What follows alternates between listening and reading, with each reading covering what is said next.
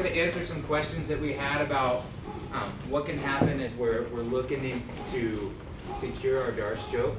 So if we're just in here from a good side control, Toby's reaching his underhook. Okay, I'm just going to meet with a little bit of weight. Okay, I don't want to lean back to where he's coming up. He's going to start getting on a single. Now I'm carrying his weight. As soon as I feel this, if I miss it, I'm going to put my chest and my weight forward. From here, my arm comes in, and I'm going to reach deep under the neck and control his head. Okay.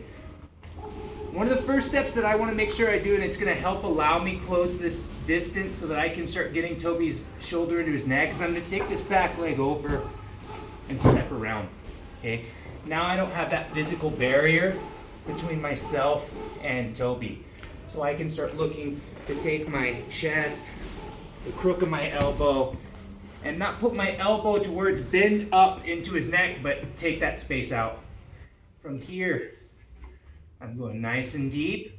I grab his lat, and my finish pressure isn't squeezing the ever-loving shit out of Toby. It's not pressuring down. It's taking my shoulder behind and under his armpit, rolling up, and finishing, okay? The pressure that I want is here, right? If I just mechanically finish a choke here, I can do the exact same thing. Okay? The problem that we can sometimes run into is because people get savvy and they know that they need to be able to control my hips, is as I'm here, I'm looking to get deeper, I get around the leg, Toby grabs half guard, okay?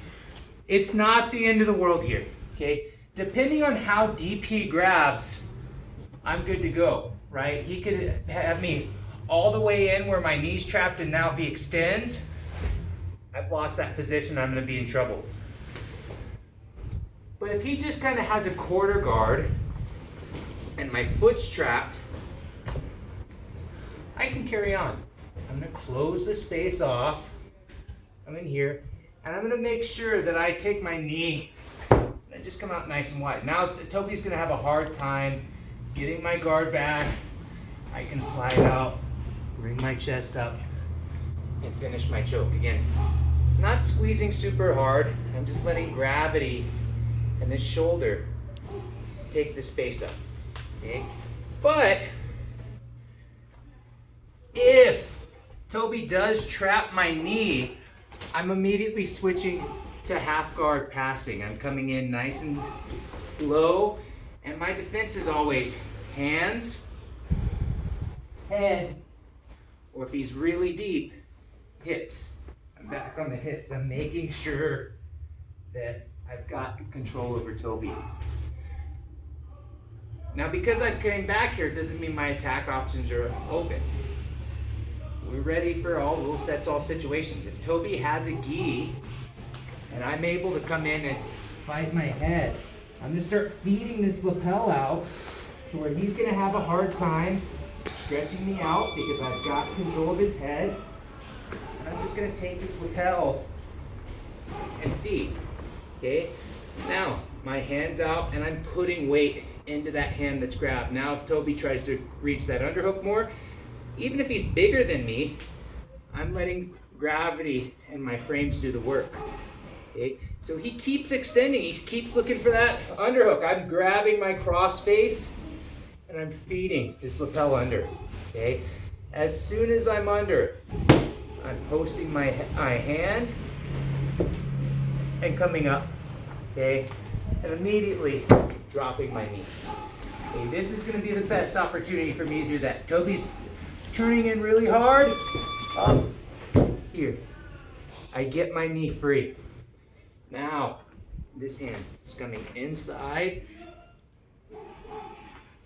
against the neck, and I feed right on the bottom of that choke. Okay? Now I'm going to give Toby an option.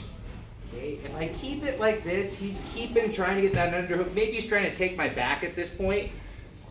It's going to be tough for him to do, but he's leaving this neck open.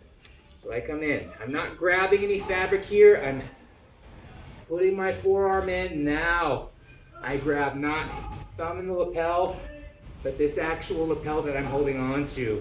I've got the connection. Now I'm closing my elbow letting gravity get the choke.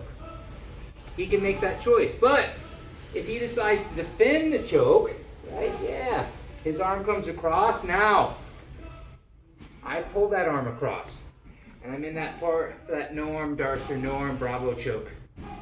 I use my shoulder behind his shoulder. I shift my weight. And again, we're rolling that shoulder into his neck. If I want to do something with this arm, I don't need to come back over here. I can reinforce my head and my body by just grabbing here at the lat. And now, elbows in, using my body to finish that choke. Okay? Hope that answers some of your questions here. If you need anything else, let me know in the comments.